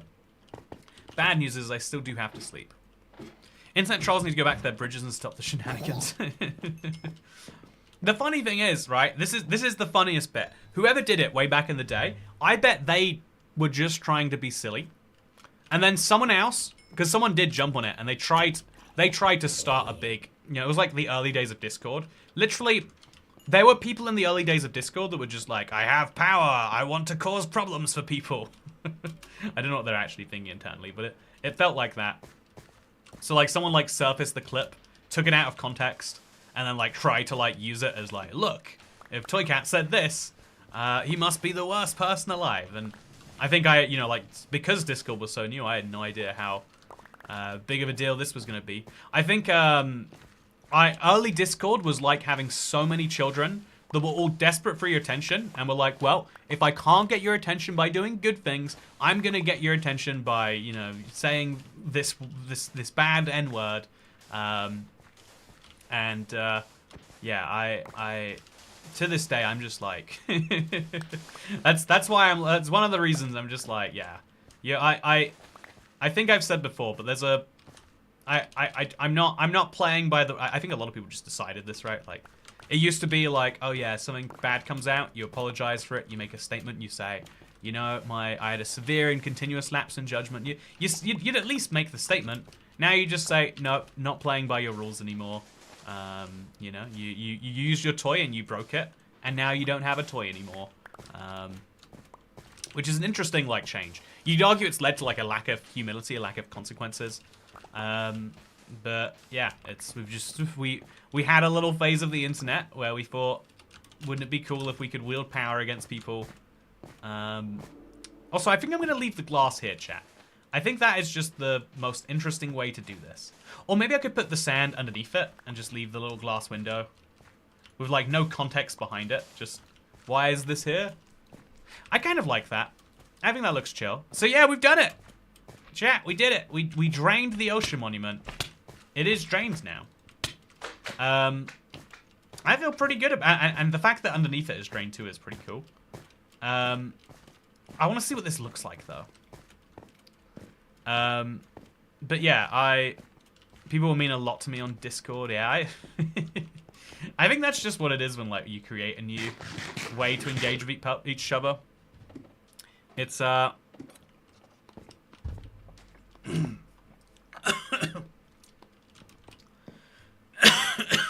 sorry, I'm choking on the bits in my beverage here. Yeah, so should I go kill some guardians? Chat, what do you think of it? I think we need to remove that piece of sand there. Honestly, I think we've done a really big project today. I think it took 84 minutes or whatever, plus the time from the last stream. And I think that genuinely you can say, looking at it, it's basically not noticeable. Like, I think it looks just about as messy under there as it did before. I think I have to remove a bunch of these stone blocks just so you can actually see down there. No, I don't think that would work either. I'm not sure what the solution is. I just know I need a solution. Maybe if I carve away those blocks, you'd be able to see under there a bit better. Yeah, if I remove a few blocks around here, I might achieve something. Why is the top of the monument gone? So you can see inside it, silly. Yeah, thank you, Angela Van Kattenhout. It's good to see you, by the way. I hope you're doing great. I hope you're doing desert well on this fine day. So yeah, I'm gonna wet up my sponges, I think. I'll do it in the furnace here just to be real easy about it. Oh, that didn't go well. And then I'm thinking we should, but yeah, thank you for the compliment. I think it's gone well. I think we could like destroy this little cave down. Like, why does this cave need to exist? It feels like we've got a cave here anyway. What did we destroy? A few more blocks. Get a little bit more out of this. Get a few more sand blocks back, to be fair. And then we could do some stuff with that. So there are guardians in a cave, chat. Very, very strange world we're living in. But we are. So the guardians in a cave are now dead. And we have no way to pick up these shards, but we have to. Shards are very, very important. Way more than stone. And then another guardian has spawned over there. It's so interesting the specific spots they're choosing to spawn in. But yeah, I'm thinking we just destroy enough of this that it connects to down there. I don't... Yeah, I think that's the move. Let's destroy this way. See what we find. Yeah, worst case it's nothing. Best case it's something. What if there's a terrifying hole underneath it? You know, that is a real risk we run. Underneath anything in your world, there could be a terrifying hole, chat. And it's up to you to know what to do about that. So I think I'm going to take the rest of the sand all the way across my world to my furnace, and I'm just going to smelt it into glass. Glass is useful. I don't have enough of it. Let's go get some more. It's probably going to take a couple of firework rockets to do that, but I still think it's worth doing. Cave Guardians, new mob. What beverage are you drinking just now? Says Eula Identity Productions. I've got a bubble tea. There's one of my silly like feelings is when you I don't know if this is true elsewhere in the world, but if you order Uber Eats here, when you order like so I ordered groceries because they gave off like a 50% discount. See, this is a great example of like, you know, cash flow wise, I spent £12 on groceries today. I didn't intend to spend, but I got £25 of groceries. So was it a good deal to spend £12 on £25 of groceries? On a cash flow level, no, because I wasn't going to buy groceries until next Monday maybe. But on a level of like, I did, yeah. But anyway, I wiped out those £12 in savings on ordering groceries. Plus, it probably wasn't actually £12 in savings because everything's slightly more expensive on delivery apps. But so I ordered groceries today on Uber, and at the same time they're like, would you like to get something delivered for free on the side? And the idea is meant to be that they send someone to pick up your groceries, and then that guy can go to a restaurant on the way. But what it always ends up happening is they just send the second order to someone else. It's called an add-on order. And so the best way to use free delivery is on cheap things that you couldn't ever justify ordering anyway. So like order a single donut from a donut place. That's the sort of thing that, you know, will get you thrown in, you know, prison if you do that by itself. You'd be spending like $12 on a $6 donut, right? But £6.50 if you on a £6 donut if you get it if you get it delivered with an add-on order.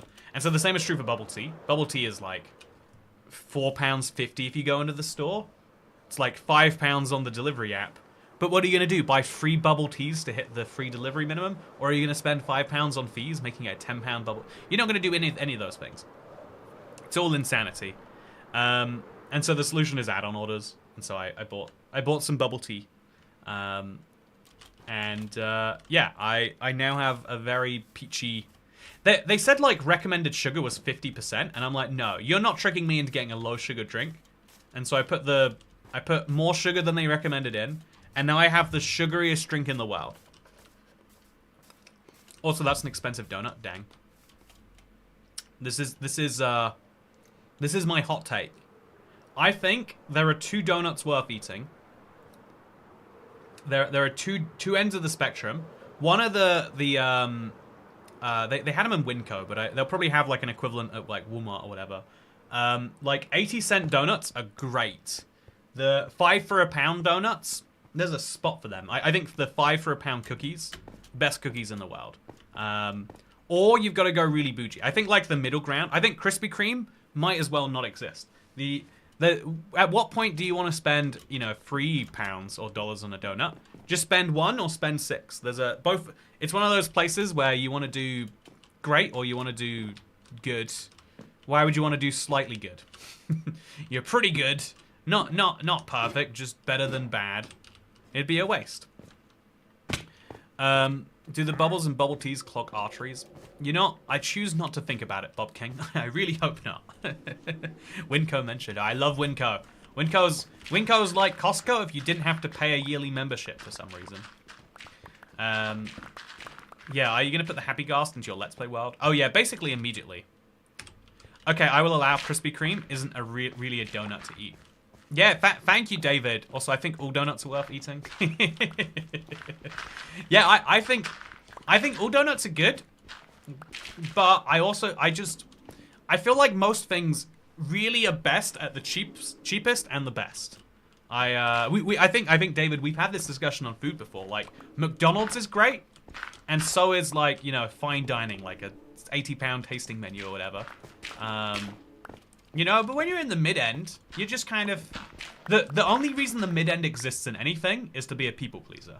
It's low-end quality, but it pleases more people. I was thinking about, like, you know, this is something I used to believe that the mid-end didn't need to exist for anything. But, like, you know, you've got a party and you need 12 donuts. If you buy 12 Sainsbury's donuts, that might be too cheap. But buying 12, you know, Crosstown donuts, or, you know, like, buying 12... you know, high quality donuts is going to be pricey. The middle ground of Krispy Kreme will work real great because you know everyone will be happy enough. Because, you know, when you're buying stuff for yourself, you know, you can... There's some things that work best because you're thinking to yourself, like, my God, that's expensive. It has to be good. And then hopefully it delivers. And there are some things that are like, this is going to be great for my tastes. I know... Because I think a lot of people equate cheap for being bad, but cheap usually just means really specialized. Like, McDonald's is really, really good at its niche, and I think its niche is incredible. But yeah, I think also Five Guys is a better burger overall. I think Five Guys is better for my specific taste. The meat is just like juicier or something. Like, I think it's fresher. But like the fries, for example, the fries at Five Guys cost 3 times the price of fries at McDonald's. They're not 3 times as good. They're just different. They're different fries. I think more people will like the Five Guy fries. I don't even think that's true, actually. I don't even think that's true. I feel, you know, Wendy's is such a scam, chat. Let me tell you about, you know, are we ready for this? I hope I don't get murdered by Mr. Wendy's for this tonight. Wendy's is a scam.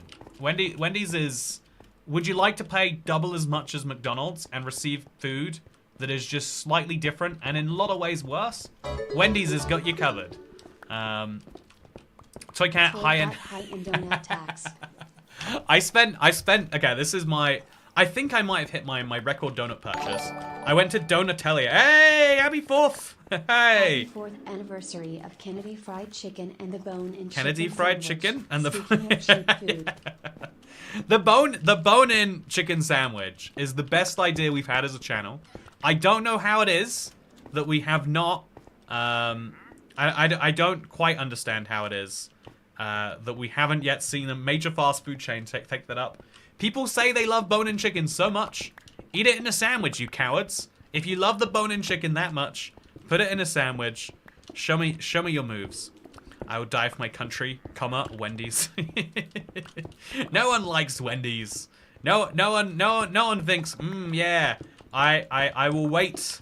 You know, I am driving down the road, and the next place I will stop, I will wait until I see a Wendy's. You're like, oh, Wendy's is the only thing here. But thank you, Squatchameo. And also thank you, Josh Jones. Just so you know, I spent £6.50 on a donut about a month ago. And I think I peaked. It had a little pipette filled with caramel sauce, maybe. It was just the donut was over the top. But again, it's over the top. It's an experience. It's something unique. I think that's, you know, it's the biggest trend that's taking place in like the economy more broadly. But I think I'll say young people as if they are a different category to me. I think it's like a thing that, especially if you're young, you're gonna really value the idea that like, I think there's something like about how experiences are more important than things. Things like sit around, you know, things actually have a cost to holding. If you want to buy a new sofa, you need a place for that sofa to go. I've been wanting to buy, chat, for years, an egg chair. You know, like, you know the hanging egg chairs? I love those hanging egg chairs, but then I think to myself, like, that has to go somewhere. Whereas, you know, buying a £6.50 donut, that's an experience. I have that in my brain forever. It was, like, way over the top. It was pretty good. Also, that's a good donut, says Josh Jones. Oh, it was a good donut. It was a very good donut. Okay, old man. I am in fact. Also, 25 and under is a young person in this country. Look, I still get a rail card. I still get discounts on my train fares for being young. That's how I'm judging myself as young. The moment that runs out, you know, I've hit old person level. It's the only way. Wendy's is better than most fast food as it's not frozen. First of all, when I'm buying McDonald's, it's not frozen. I don't know what store you're going to, but you need to start demanding better service. Also, wow, so many Guardians here, huh? Oh, and a salmon. Oh, there's so many cod and salmon up here. I wonder, how has that happened? See, I'm just going to kill some Guardians right now. Just for a little catharsis. And then I think we can say that we've probably done as much as we can do on this project. Which means it's on to the next one, chat. So did you buy the car yet? Toycat says, okay. Okay, thank you for asking. The answer to your question is no, I did not buy the car yet. So I went to go look at one yesterday and the clutch wasn't working and they acted like I was weird for thinking that the clutch wasn't working. No, I think they were really chill about it. Like I spoke, the guy was like, can you speak to my manager? And he's like, yeah, I'm going to level with you. Our warranty wouldn't cover the clutch anyway. And we're not going to fix the clutch. Someone will buy it like that. And if it's not you, that's chill. And I was like, okay then. So now I'm going to go look at cars on Saturday? I'm going to go look at cars soon. There's like two, both in the same city. And I'm going to go look at both of them. And then one of them will be good. And if neither of them are good, then it's the universe telling me that I clearly shouldn't buy one. But yeah, I've got a friend who like knows cars a little bit, who's gonna, you know, look at them with me. And then, yeah. Then I can start the clock rolling. As everyone said is corporate terms. Also, yeah, I can't believe it's been 4 years, by the way, David. That really, like, that hits hard. That hits real hard. That means it's been more than 4 years since I had a $175 shot of Louis XV. Also, what's the Toycat Car Fund donation goal? Chat, we should have done that, right? Playing with a car add-on until I get enough money for a car. Would have been a great idea. I think maybe you should raise your budget a little. So I actually did, Hannah Joys. The first couple examples I looked at were both, like, pretty cheap. The one I looked at yesterday was slightly less cheap. And the ones I'm looking at on the weekend, one of them is going to be, like, close to the top of the budget, and the other one's just the full budget. They're both in really fun colors, and they also both have. Again, this is the crazy thing about researching purchases. You learn facts that you have no good reason to learn. But I learned that this car, the one I'm looking at, has like 2 engine variants. One is like smaller than the other, but the smaller engine has a turbo on it, so it goes vroom vroom faster, which sounds fun to me. You know, I like go-karting a lot, so I imagine I would like. You know, I also hate when cars, you know, you floor it and you're like, this is as fast as I am going. You know, it feels like actively unsafe. So they both got the slightly faster engine, and they've also both they're both in fun colors. And honestly, as long as they're not actively broken in a way that is obvious to me looking at them, maybe I should go take it to a. Maybe that's a good idea. I'll take it to someone to give it a look. If it doesn't look broken in a way that I can see, but I feel off about it in some way, maybe that's or maybe I'll just buy it and be like, you know, it's my problem now. Like, what's the worst a repair bill can be on a car, right? Like, what's the worst that can happen? Also, I have bad memories of a pseudo date at Wendy's now, which I'm remembering again. Congratulations on being loved enough for someone to take you to Wendy's. I hear it is a high-end establishment in some circles. So, you know, it costs more than McDonald's, even though it's worse. So this is my gravel box. Glad that it's full. That's wonderful. I've also got a bunch of prismarine. Feels like that's going to be useful at some point. I don't even know what I'm doing. I'm just hoping at some point Minecraft adds a recipe for this. Anyway, so now Nether Quartz.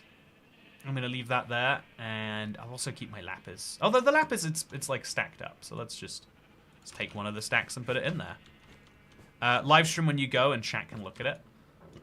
I genuinely think, again, outside of like doxing reasons, I think that'd be so much fun. A lot of streamers have gotten real big on the IRL streaming thing, right? Also, a transmission replacement. I mean, like, how expensive can a transmission replacement be? You know, if you accept that even if you buy a dud car, it will still, you know, it's not like you have to buy another dud car. You just have to fix some things in this one, right? I will help your car troubles. I am a mechanic's granddaughter. Okay, you know, every time I have a problem, I'll just describe it in chat, and then you can help me out, Aubrey. Also, Big Caesars is better than Little Caesars. Okay, so here's the question. What do we do now, chat? I finished my big ambition. Usually I'd be like, let's end the stream, but I'm having a good one today. I'm having a real good one today. Which is why I'm going to say I'm going to quit. Well, no, I've got to go unload my inventory a bit more. It feels good to have time after a task to like go and actually fix some things. And so let's use our time to act. Also, transmission work can get very pricey.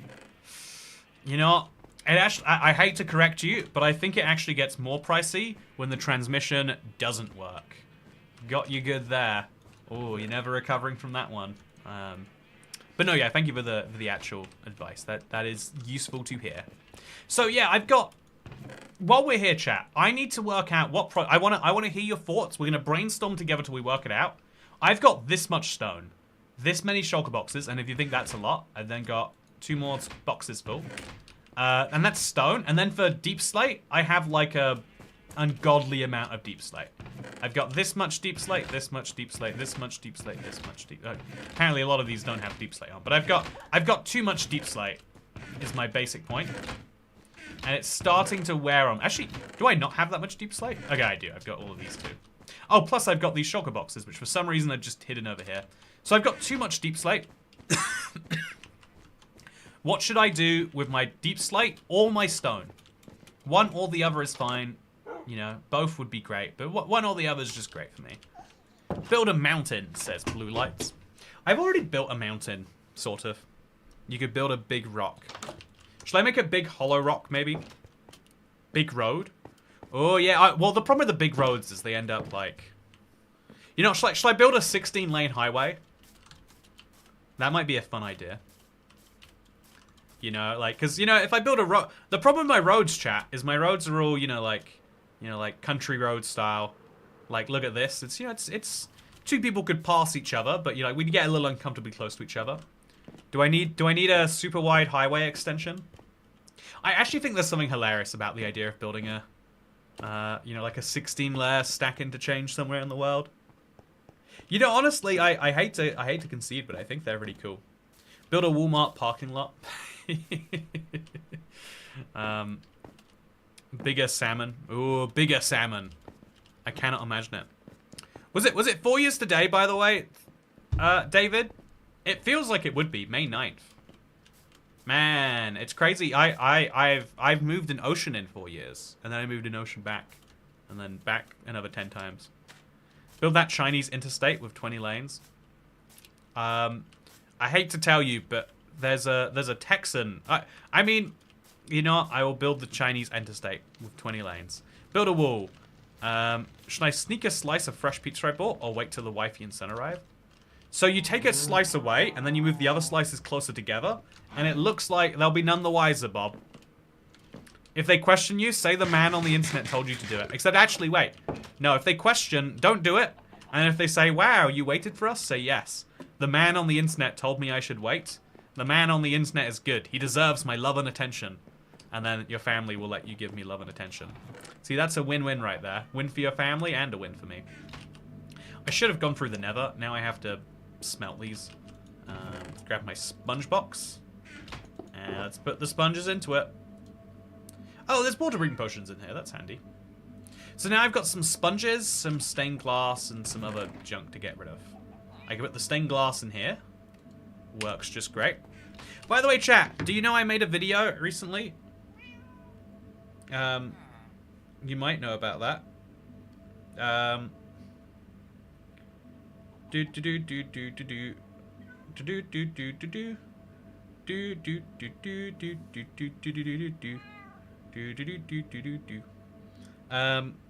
Okay, so yep. A toy cat win is winning in my book. Tell your wife you can only wait for them to get home if you pay Toy Boy $30. that is the exact wording you should use.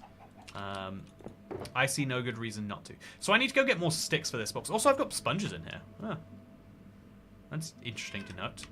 So I'm going to hope that my sponges have drained. Only some of them have.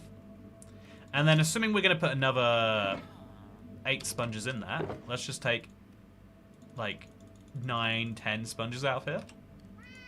And let's put those in there instead. And now when the sponges come out, I can just put them straight into this shulker box. Are there 7 more to come? There's 6 more to come. Ah, that's fine. Okay, awesome. So now we break both of these.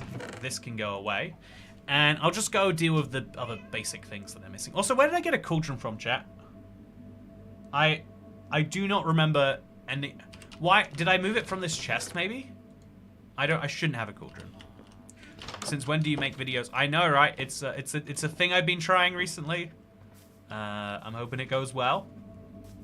Honestly, I need to start detaching myself. Chat, today I really kind of like hit my like. Not today. I think this month has really like hit for me. So I've had a better than average month views-wise, chat. Because one short went crazy viral. But because it's a short going crazy viral, it has like no real impact on the rest of the channel. And it kind of like hit me that like, also, do I move these minecarts somewhere? I think I do. I think I want to put these minecarts down here. I don't know why it's not that way already. But anyway, it was a $30 pizza, true. Yeah, you know, pay your Toy Cat tax on that. The Toy Cat tax currently sits at 100% on pizza purchases right now. I know, crazy. What are we going to do about it? He's going to pay all those nurses, apparently. Yeah, let's grab all of these blocks out of there. And then let's just take all the minecarts out. I don't know what they're doing in here to begin with. Furnaces are so slow. Yeah, painfully slow. Make a giant map art in the sky, like obsidian. Yeah, maybe that is a good idea, actually. I like your thinking. Okay, so, but yeah, back to the other point. I think that no, I don't have thoughts. I had thoughts. Oh no, so yeah, I think I've been like coming to like really think about what it is that like leads to, and I think I have to start like thinking to myself like, okay, this video is worth making in the long run, even if bad in the short run. And I think a good example of that is the Happy Gas video. In the immediate run, it wasn't loved by people, but people who are finding it are liking it later. Like, there are some videos that just aren't going to get picked up immediately, and I need to rank some videos by, you know, their longer term factors than something else. Also, bring out the nurses. I just noticed you don't have a lukewarm cow. Lukewarm cows, get out there. We only support minority cows in this world. Okay, so now we bring all these blocks across the world, grab some more sticks, and then I think I'm pretty prepared to do whatever I want to next. I can make a nice map art in one of these oceans. Side note, I really need to, like, fix whatever this is. Honestly, I think I could spend a lot of days just fixing things in this world. It's kind of nice. But yeah, a lot of people, you know, it's been watched by fewer people, but the people are enjoying it, and so it's doing steadily better in the long run. Working out what percent of videos, like, I think I have to just logically think to myself, what videos am I making? You know, like, and then as a percent work out based on that. It's like an interesting thing of that is like the Let's Play is like a real, like, real drain on the channel. Like, it actively costs me money every time to upload one in a lot of ways. But it's still like trying when you know, an episode succeeded recently, like why you shouldn't have, and it's like, oh yeah, when you really nail the formula, it can still work, and then people learn about the world. And so it's trying to like see longer term value in things that seemingly don't have. I guess like it's hard for me to properly think about long term value, and that's a bad thing. I think thinking about long term value is important because we're all long term beings, right? The gas video was extremely chaotic. I think it was chaotic in the fun way though, right? You know, right? Right? Yeah, definitely right. So I'm gonna pick up all of these. I'm gonna have to launch my minecart all the way around. You can bundle your videos together into special purpose videos, then enter into swap agreements to even out the cash flows. Then we can sell view default swaps. What could go wrong? You know, it's funny because all of that sounds like craziness. But I think it comes back to the very first thing I mentioned in this stream. That actually, like, yeah, if I think about views on a video-to-video basis, which is, it's how YouTube begs you to think about videos. You release a video and it does well, and YouTube's like, yo, 1 out of 10, you did great, Toyka, hero of Kvatch. You know, they like, YouTube will hype you up so hard, you know, when you nail it. But, you know, if you really don't nail it, YouTube's like, oh, this is the, you know, YouTube just told me about the video I just uploaded. This is the worst video you've uploaded in at least 10 uploads. You know, this video is so bad, I think, you know, you should reconsider what you're doing if you think that this is worth uploading. You know, that's all I'm saying. I'm not trying to be rude. I'm just giving you the figures here. So we're gonna nudge this way, and then we're gonna send it round some more. And I think that weirdly that is like thinking about views as a short-term currency, you know, like thinking about views as cash flow rather than thinking about views as, you know, like what they are, which is, you know, like I think you know, if we get like a few million views a month here, we are richer than a channel that gets 10 million views 1 month, but has no reason for people to subscribe. We just aren't going to live past tomorrow with these views. Yeah, no, I for years I've mentioned this. I haven't actually. I think I've hinted about this before, but for years I would have like a target for how many views there should be in the last 48 hours. If I was below that target, it would impact my mood like hugely. You know, like and if it was above that, I'd be like, I am doing great. Doesn't matter what else is happening right now. You know, we got 400,000 views in the last 24 hours. How bad can life be, you know?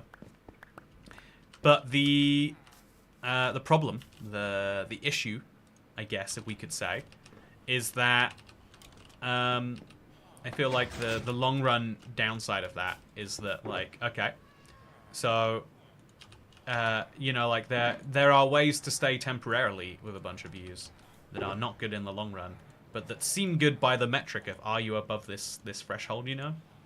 Anyway, that's a bit deep for the end of this, but I also Morrowind reference. It's Oblivion. I am the hero of Kvatch in Oblivion, but you know who else is the hero of Kvatch? All of you. Thank you for watching this live stream. I hope you all enjoyed me hanging out in my Let's Play Wild. If you enjoyed this, you might enjoy. I'm going to upload the longest form video on the channel in a while, very soon. So if you like the idea of like long Let's Plays, you know, let's just say this week you're gonna get a fun one. And also, if you're a channel member, there's a new bloopers video that's just been uploaded. You should go check it out. So thank you for watching, everybody. I hope you all enjoyed. Have a like, favorite, and subscribe if you did. Also, yes, I'm gonna look 2 6-hour videos, so more, please. Have a great day, because you know, David. I don't know how you watch so many videos, because you're always... I feel like the times where I would watch videos, I feel like you read books. Do you have time? Are you secretly 2 people in a trench coat? One of you watches the videos and one of you reads the books. I do feel like that when I read more, I like get behind on YouTube, funnily enough. Anyway, thank you. I hope you all enjoyed, and I'll see you... on Monday. No, I watch videos at work and read on the train. Oh. You should read at work and watch videos on the train like a normal human being, damn it. Anyway, more seriously. Hope you enjoyed. We'll see you... hopefully, next on Monday, when I own a vehicle. I'll let you know how it goes. If it goes dodgy one more time, I'm going to assume that I am looking at the wrong price point, or... that I should just, it's a sign from God that me driving a vehicle is a bad thing, and then I'll just buy a school bus or something. Anyway, thank you for watching. Hope you all enjoyed, and if you did, then what was that noise? I'll see you next time. Goodbye. I think, see, look at this. The minecarts have stopped working again. They need to up the simulation distance on realms. You know, I think I'm over. Oh no, it's working. Never mind. I critiqued it, but it is working. Look. Hey. Well, I mean, it didn't actually seem to do anything, but it looked good anyway. Anyway, thank you, and I'll see you on Monday. I'm bad at ending video streams, but yeah, I'll see you there. Bye. You're so bad at ending streams. No, you hang up. Ryan does stuff, apparently. No, you hang up, Tyler Kowalskis. I'm not leaving until you leave. So you not leaving is actually an act of violence. Yeah, what are you gonna do about it? What are you gonna do about it? Just gonna buy some bottle enchantings. Put those in the chest. One day future me is gonna love that I have all these bottle enchantings, but current me doesn't get to enjoy it very much.